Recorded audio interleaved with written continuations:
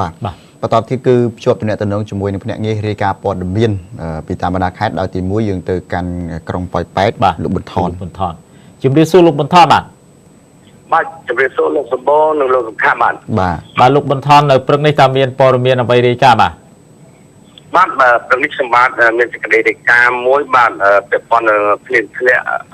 មួយមេធ្វើឲ្យក្រុងប៉ោយប៉ែតលិចលង់ដោយសារប្រព័ន្ធលូកកស្ទះសម្រាមបាទយ៉ាងម៉េចទៅដោយភ្លៀងមួយមេភ្លៀងខ្លាំងហើយធ្វើឲ្យលិចលង់ទៅក្រុងប៉ោយប៉ែតបាទសូមលំអិតព័ត៌មាននេះបាទកាលពីថ្ងៃទី11បាទ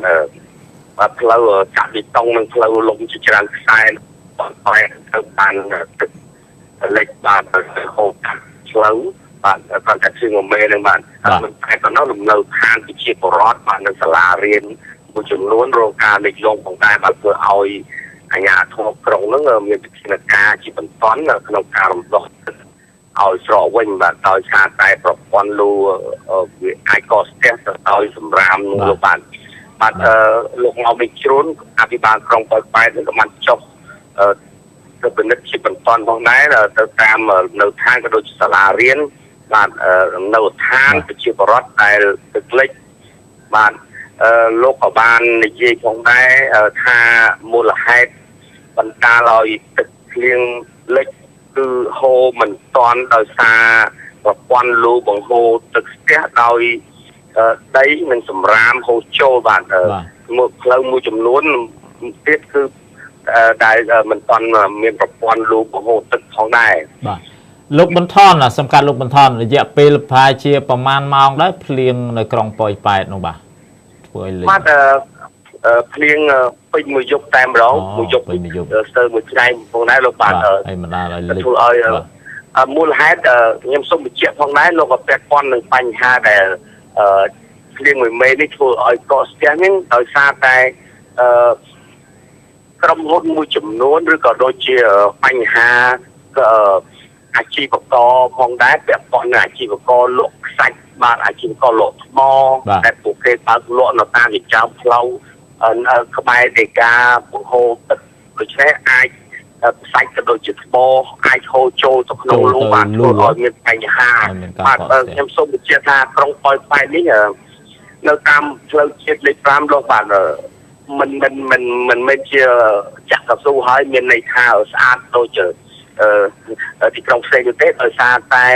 មានដីជលីនៅលើផ្លូវជាច្រើនលោកបាទពេលតែភ្លៀងមកគឺដីទាំងអស់ហ្នឹងឯងបានហូរចាក់ចូលទៅក្នុងលូ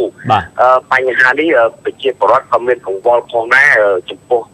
ការបង្ហូរទឹកហើយនៅរដូវវស្សានេះគាត់ព្រួយបារម្ភថានឹងអាចមានលិចលង់ជាបន្តទៀតដោយសារតែពេលនេះភ្លៀងគ្រាន់តែភ្លៀងប៉ុណ្ណឹងអាចលិច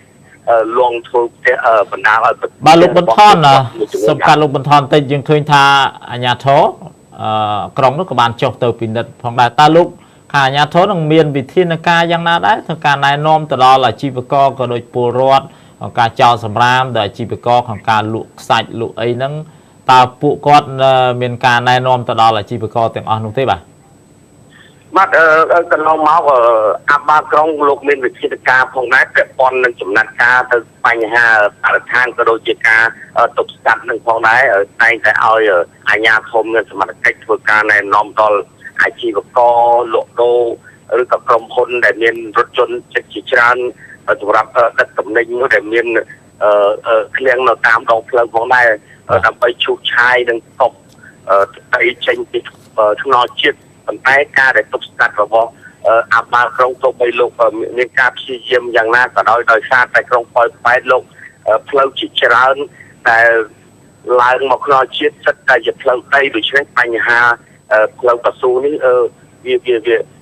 មិនអាចទប់ស្កាត់និងធ្វើឲ្យដីនឹងបានស្អាតហើយមួយវិញទៀតលោកងំជ្រួយលោកក៏បាននិយាយដឹងថាគម្រោងក្រុងថ្មីនេះនឹងមានវិធានការមួយទៀតដើម្បីទប់ស្កាត់កុំឲ្យទឹកនឹងហូរចូលមកក្រុងប៉ោយប៉ែតដោយមានគម្រោងធ្វើប្រព័ន្ធទឹកហូរដើម្បីបញ្ជាកុំឲ្យទឹកដែលភ្លៀងធ្លាក់ពីលើមកនឹងអាចចូលទៅមកក្រុងប៉ោយប៉ែតផងដែរលោកបាទអរគុណច្រើនលោកបន្ថនដែលបានធ្វើសេចក្តីរាយការណ៍ជម្រាបលាបាទ បាទអរគុណបាទជម្រាបលាលោកទាំងពីរបាទ បាទឥឡូវយើងទៅខេត្តស្ទឹងត្រែងលោកសុខា បាទខេត្តស្ទឹងត្រែងជួបជាមួយលោកកំហឿនបាទជំរាបសួរលោកកំហឿនលោកកំហឿនជំរាបសួរ បាទជំរាបសួរលោកសុខៈនិងលោកសម្បូរបាទ បាទលោកកំហឿនតើធាតុអាកាសនៅស្ទឹងត្រែងយ៉ាងម៉េចដែរបាទ បាទព្រឹកនេះមិនសតុំបាទហើយយប់មិញហ្នឹងមានភ្លៀងតិចតិចដែរបាទ បាទហើយព័ត៌មានដែលរាយការណ៍នៅព្រឹកនេះមានអ្វីរាយការណ៍ បាទព្រឹកនេះជំរាបជូនពីប្រជាពលរដ្ឋជាង 1,500 គ្រួសារនៅស្រុកទៀមពងនោះបានសម្ដែងនៅអំណរគុណដល់មន្ត្រីកសិកម្មខេត្តជាពិសេសអាជ្ញាធរខេត្តស្ទឹងត្រែងតែម្ដងដែលបាននាំពូជក្រូចយកចែកជូនពួកគាត់ដើម្បីដាំជាដំណាំយុទ្ធសាស្ត្រសម្រាប់ប្រចាំគ្រួសារបាទ អូក្រូចនោះមកពីខាងណាវិញលោកបាទ បាទពូជក្រូចនេះគឺថាមន្ត្រីកសិកម្មខេត្តស្ទឹងត្រែងគាត់បានរៀបចំបណ្ដោះគឺថាពូជក្រូចពោធិ៍សាត់ដែលមានពូជល្អយកមកពីកោះសំពាយពូជក្រូចនេះបានឲ្យរៀបចំផ្ដល់ជូនបងប្អូនប្រជាពលរដ្ឋយើងដែលមានទីដីមានអាចដាំពូជក្រូចនេះបានបាទហើយក្នុងពិធីផ្ដល់ពូជក្រូចនេះឯកឧត្តមកុលសម្អល់អភិបាលខេត្តស្ទឹងត្រែងលោកបានបញ្ជាក់ថាបន្ទាប់ពីបងប្អូនប្រជាពលរដ្ឋយើងទទួលបានដីជាកម្មសិទ្ធិ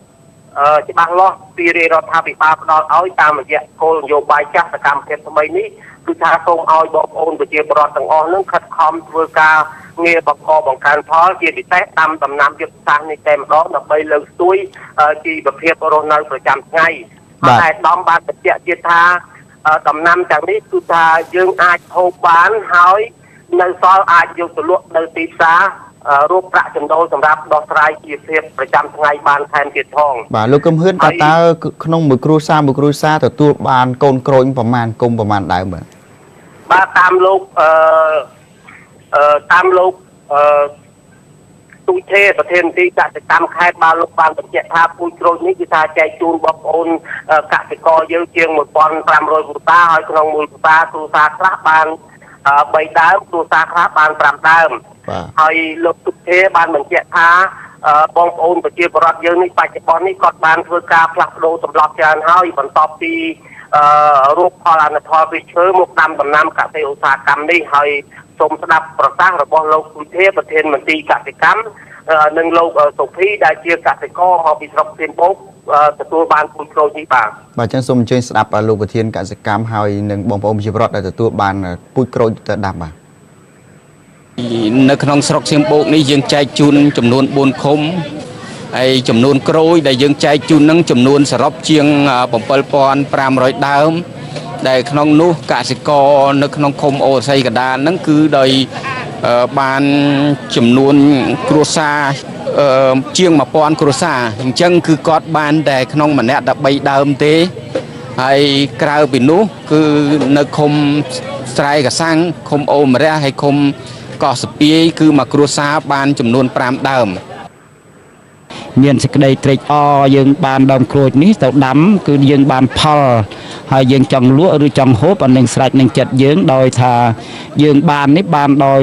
អត់មានចំណាយប្រាក់បាទទៅទិញដូចឲ្យយើងពីដើមទេយើងតលចង់បានកូនក្រូចមួយដើមដល់យើងទិញគេឥឡូវគឺឯកឧត្តមបានហើយចែកជូនដោយអត់មានគិតថ្លៃនឹងគឺយើងខ្ញុំត្រេកអរណាស់ជាតំណាងរបស់ប្រជាពលរដ្ឋបាទទាំងមូល លោកកំហឿនជាការបញ្ជាក់ចុងក្រោយថាតើអាជ្ញាធរមានបង្រៀនអំពីបច្ចេកទេសក្នុងការដាំដុះក្រូចនេះទេបាទ បានលោកទូចទេប្រធានមន្ត្រីកសិកម្មបានធ្វើការបញ្យលណែនាំដល់បងប្អូនប្រជាពលរដ្ឋយើងក្នុងពិធីផ្ដល់ពូជក្រូចនេះគឺថាសូមឲ្យបងប្អូនប្រជាពលរដ្ឋយកទៅគឺថាធ្វើម៉េចមើលស្ថានភាពដីឲ្យបានច្បាស់លាស់ទីណាដីណាដែលមានអំណោយផលដល់ការដាំពូជក្រូចនេះទើបយើងដាក់ដាំបានមិនមែនចេះតែយកទៅដាំតាមតែខាងនៅឃើញទេហើយលោកប្រធានមន្ត្រីបានណែនាំឲ្យបងប្អូនប្រជាពលរដ្ឋនឹងថាជីករណ្ដៅនឹងឲ្យបានធំយ៉ាងតិចក៏បានជំរឿ3ទឹកដែរហើយដាក់ជីនៅខាងក្រោមទើបយើងដាក់កូនក្រូចនេះទៅហើយពូនគល់វាឲ្យបានខ្ពស់បន្តិចទៅវាមិនចំទឹកមិនធ្វើឲ្យក្រូចយើងងាប់បាទហើយលោកទូចទេបានបញ្ជាក់ថែមទៀតថាកន្លងមកមន្ត្រីកសិកម្មនឹងបានផ្ដល់ពូជដំណាំផ្សេងៗជូនបងប្អូនប្រជាពលរដ្ឋជាច្រើនលើកច្រើនសារមកហើយដែរបាទ អរគុណច្រើនលោកកំហឿនដែលធ្វើសេចក្តីរាយការណ៍អំពីការផ្ដល់ពូជក្រូចឲ្យបងប្អូនប្រជាពលរដ្ឋជំរាបលាលោក បាទសូមអរគុណសូមជម្រាបលាបាទ បាទឥឡូវយើងទៅខេត្តបន្ទាយមានជ័យដដែលប៉ុន្តែនៅក្រុងស្រីសុភ័ណ្ឌដែលលោកប៊ុនធឿនប្រចាំការនៅទីនោះជំរាបសួរលោកប៊ុនធឿនបាទឥឡូវលោកប៊ុនធឿន ឥឡូវលោក อันหนึ่งลงสมบูรณ์บ้าง บาลูกบนเทือนตามเมียนปรเมียนเอาไว้ปีขายบันตีมันเฉยนะ แบบแค่นี้ยังมีปรเมียนแต่เจอจุดเด่นจุนคือลูกอมพลกับพ่ออาภิบาลใครบันทีมีใช้มันนังพิธีซับไซคนอยู่ใบภูมิคุมเมียนสมาธิดำใบเมียนภูมิคุมเมียนสมาธิคือเป็นวัดละเมิดการเลยนี่ได้เวลาการปีเราเติมสมัยนี่ในวัดไฟเจทันนักนังคุมไฟเจใครบันทีเจขนมพิธีลูกอมพลกับพ่อบันเรียนปฏิทาเยอะเตะกับเรามอปัญหาวัดละเมิดจอลุยจอพลอนโดยที่มีสายการเมียนประมาณเตะก็มันแต่วัดละเมิดในการเรามีย้อมให้เติมบานสมัครกิจบังคับคือเมียนโดยเชี่ยบอลระเบิดคือเมียนกระมโดยบังท่อมในการเล่าตามมูลฐานดำไปลุกบอมบัด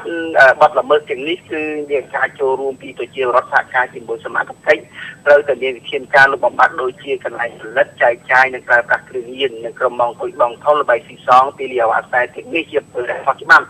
เราจะตุบสกัดบานเรือปัญหาเกิดภูมิคมมีสมัครเพียบแบบที่พอโลกอำเภอพอนกับบ้านเป็นเชี่ยท่าโลก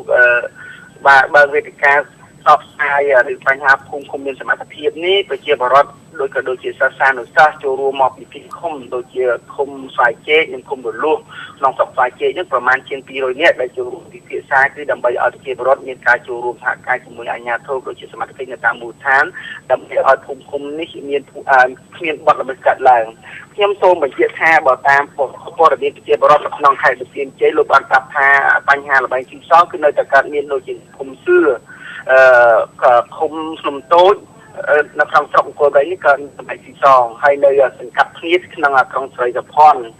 กูแต่ปัญหาบัตรละเมิดแต่ทางนี้โดยที่ในครั้งคุมเราเวียสักบอกว่าจบตรงประตูละการสองคนไรคือใครไปชมที่สองทมหน้าบ้านปัญหาจริงให้ได้บางข้ออ้อยเมียนโดยที่จองลุยจอบความการละแต่ภูมิคุมเชียนสมัครเพียบกูแทนกับอ้อยเมียนภูมิคุมนะดำไปภูมิคุมเมียนสมัครเพียบกูแต่สับแค่จุดเมียนกูเติมเมียนวิเทียนกาบอลละเมิดถึงนี้เติมภูมิคุมเมียนสมัครเพียบบาดจะพบปริมาณยุบประมาณประจับได้ลงสักครั้งลงสบู่บ้างบาทออกก้นลูกบนเทือนจุดเรียบเรียบอ่ะแบบสมัครบ้างเจ้าลูกบนเทือนติภูมิคุมเมียนสวัสดิภาพมันเมียนสมัติภาพบ่ออกคนช่างตัวรัฐสิกชนจุติมิตรติดเยือกชมหนึ่งชดในตำแหน่งช่วยพนักงานเรียกาปอดเมียนเชื่อมต่อเป็นนิสมานญาติสำหรับมาเพลสสันบ่